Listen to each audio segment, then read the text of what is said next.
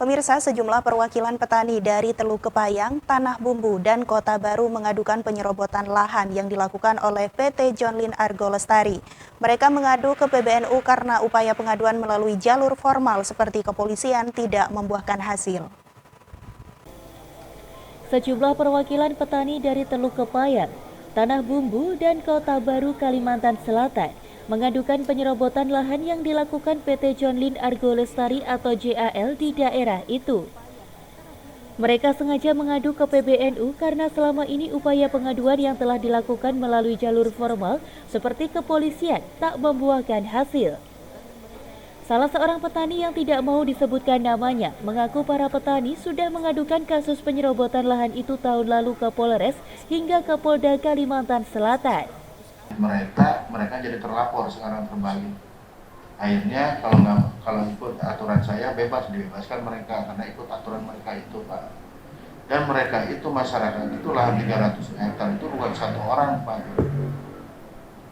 Ada 67 orang dan mereka itu bukan buat beli mobil, Pak.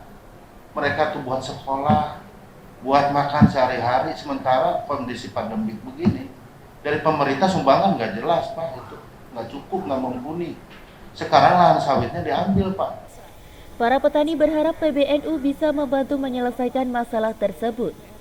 Kunjungan itu diterima langsung oleh Ketua PBNU Amin Said Husni, Ketua PBNU Khairul S. Rashid, Sekretaris Lembaga Penyuluhan dan Bantuan Hukum LPBH PBNU Abdul Hakam Aqsa, dan Ketua Lembaga Taklif wa Nasyir LTN PBNU Ishak Zubaidi Raqib pada Selasa 28 Juni 2022.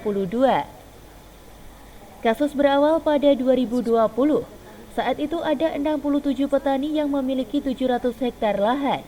Namun lahan mereka diambil oleh PT Argo Citra Lestari atau ACL.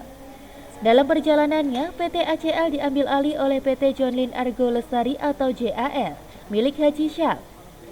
Dari 700 hektar itu kemudian dikembalikan ke petani sebanyak 300 hektar untuk dikelola.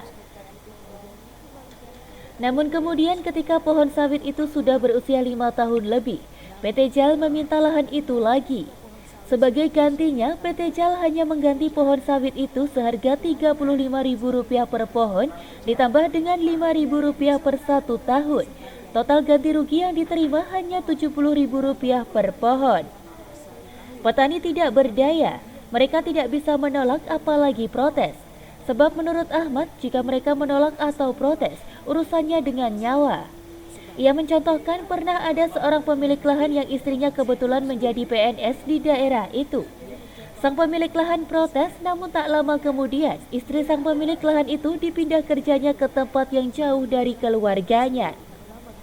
Karena ancaman itu demikian nyata, perwakilan itu berharap PBNU mau membantu mereka mencari jalan keluar.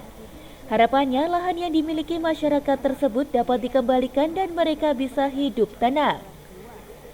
Menanggapi aduan itu, Ketua PBNU Bidang Hukum, Pendidikan, dan juga Media Kiai Haji Amin Said Husni berjanji akan mempelajari kasus itu. Amin meminta agar segala dokumen-dokumen yang menunjang bisa diserahkan ke PBNU untuk dijadikan bahan tindak lanjut.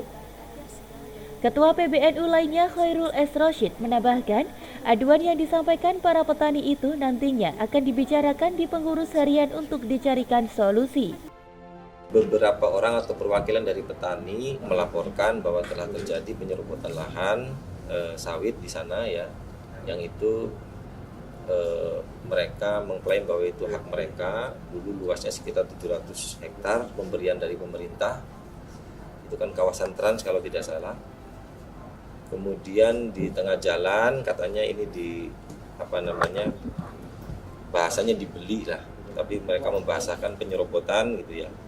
Kemudian dikembalikan 300 hektar, tapi pada akhirnya yang 300 hektar ini dibeli lagi dengan harga yang sangat murah gitu. Per pohon dihargai Rp35.000 dan per tahunnya itu per pohon itu dihargai Rp5.000 kalau tidak salah. Jadi kalau usia pohonnya 8 tahun ya 8 tahun dikali Rp5.000 plus Rp35.000 itu.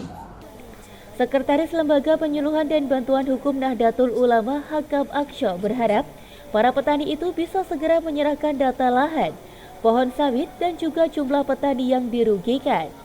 Data-data itu nantinya akan dijadikan bahan kajian di PBNU dalam mencari solusi. Dari Jakarta, Daerah Khusus Ibu Kota Jakarta, Tim Liputan PBNU mewartakan.